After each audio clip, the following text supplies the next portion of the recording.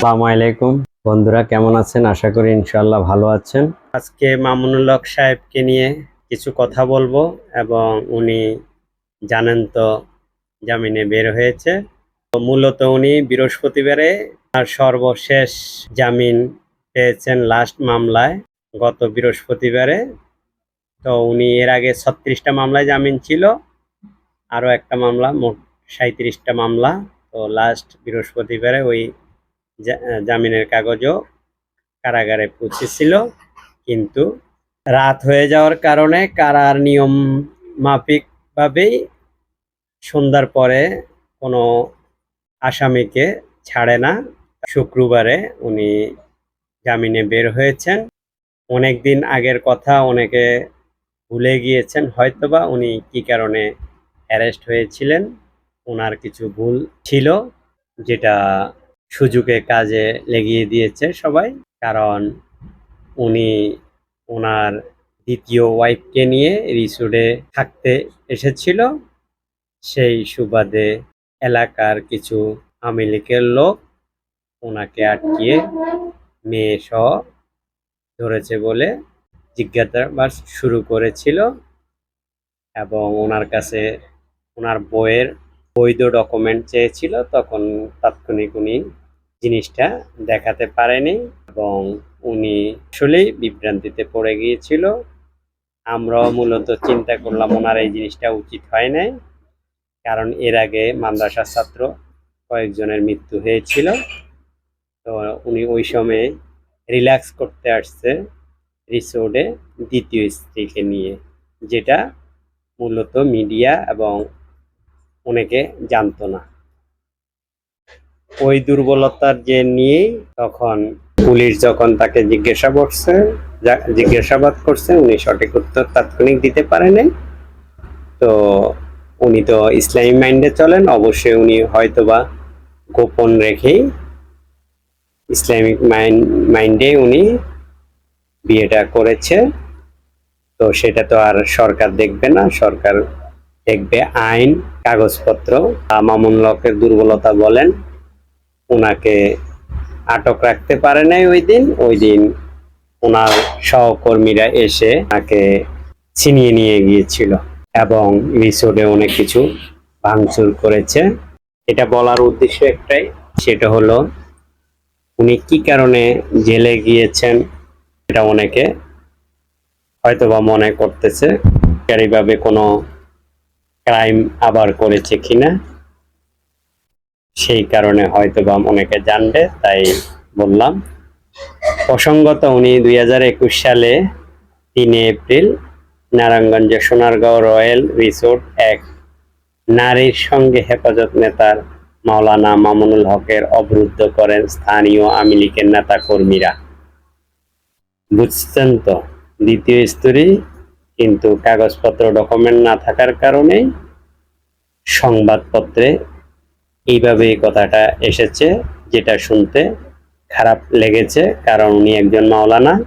ঘটনার পর থেকে ঢাকা মোহাম্মদপুর জামিয়া রাহমানিয়া আরাবিয়া মাদ্রাসা অবস্থান করেন মামুনুল হক। 15 দিন পরে 18 এপ্রিল ওই মাদ্রাসা থেকে মামুনুল হককে গ্রেফতার করে পুলিশ। এরপর থেকে কারাগারে তিনি। একটা কথা না বললেই নয়, উনি রিসোর্টে যেই কেলেঙ্কারি হয়েছে সেটা ঠিক আছে, কিন্তু এর পরে জোকের মতো ওনার নামে মামলা শুরু হলো, যার মামলা শুনলে আপনারা ভয় পাবেন। প্রথমে আমি বলেছি ওনার 37টি মামলা হয়েছে অলরেডি। 36টি মামলা অনেক আগে মোটামুটি জামিন পেয়েছেন, লাস্ট একটা মামলার জামিন গতকালকে এসেছে। তাহলে চিন্তা করেন, রিসোর্টে একটা নারী কেলেঙ্কারি, তো মামলা হলে একটা বা দুইটা বা তিনটা বা চারটা বা পাঁচটাই হবে সর্বোচ্চ, সেখানে 37টি মামলা হয়েছে। উনি একজন মাওলানা এবং উনি যদি ভুলও করে থাকে ওনার একটা মামলা হতেই পারে। উনি ডকুমেন্ট যখন দেখাইতে পারে নাই, ভেবে নিলাম উনি নারী কেলেঙ্কারিতেই পড়েছে, সেটা তো দেশে বিচার আছে, তাই না? তো সেখানে 37টি মামলা হয়েছে এবং 3.5 বছর উনি জামিনে পান নাই। এটা বিষয় আসলে হাস্যকর। তো সর্বোপরি উনি বেরিয়েছেন, বেরিয়ে আবার উনি গর্জন করে উঠেছেন। তো গর্জন করলে কি হবে? আপনি তো গর্জন করলে লাভ হবে না, যতক্ষণ পর্যন্ত আপনার সাথে সাধারণ জনগণ না থাকে। ততক্ষণ পর্যন্ত আপনি যতই গর্জন দিবেন সেটা কাজ হবে না। তো আপনার যদি এই 3.5 বছরের অভিজ্ঞতা হয়, তাহলে আপনাকে আবারও মাঠে নামতে হলে অবশ্যই চিন্তা ভাবনা করবেন এবং আপনার কর্মী মারা গিয়ে পড়ে থাকবে আর আপনি রিসোর্টে ফ্যামিলি নিয়ে যাবেন, রিসোর্টে আরাম করবেন, সেটা ঠিক না। আমি আপনার ভুল বললেও ভুল বলতে পারেন ধরতেছি, শুদ্ধ বললেও শুদ্ধ ধরতেছি।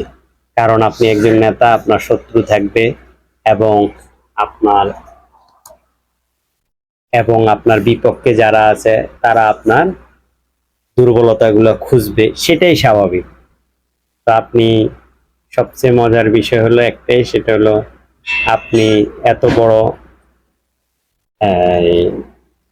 সরকারের সাথে পাল্লা দিয়ে আপনি 3 জন মারা 2-3 জন আপনার ছাত্র মারা যাওয়ার পরে 2-3 দিনের ভিতরে আপনি রিসোর্টে যান, সেটা আসলে আপনার উচিত হয় নাই।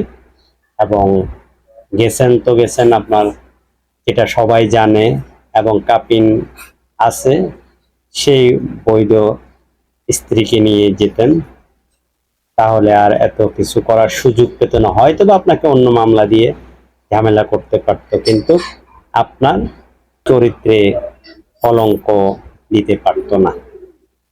তো যাই হোক, মামুনুল হক সাহেবকে একটাই বলবো, আপনি রাজনীতি করেন বা ইসলামিকভাবে ধর্মীয় ব্যাপারে শক্ত থাকবেন। আপনি মূলত চেষ্টা করবেন দোষগুলা ভুলগুলা সংশোধন করে আবারও আস্তে আস্তে প্রাইমারি থেকে শুরু করেন রাজনীতি, বা আপনার আন্দোলন যেটা সেটা করেন, আর ভুলগুলা করবেন না ইনশাআল্লাহ। আর সরকারের সাথে আপনি একা কখনোই পারবেন না, যতক্ষণ পর্যন্ত সাধারণ জনগণ না হবে। আর সরকার আবারও 5 বছরের জন্য হয়েছে এমন কথা বলবেন না যেটা সরকার আপনাকে আবারও জেলে দিয়ে দিবে। সেটা আপনাকে ভয় লাগানোর জন্য বলা হয় নাই, কারণ আপনার একটা ভুলের কারণে সব দিকে পিছিয়ে গেছেন। চিন্তা করে দেখেন। তো সম্ভবত আপনি মোটামুটি সবগুলোতেই জামিনে বের হয়েছেন। মামলা হয়তো বা পরিচালনা করতে হবে 37টা মামলা। আল্লাহ যাতে এরকম মামলা কাউকে না দেখ, সেটা আমরা কামনা করি। Subscribe, share, like. Thank you.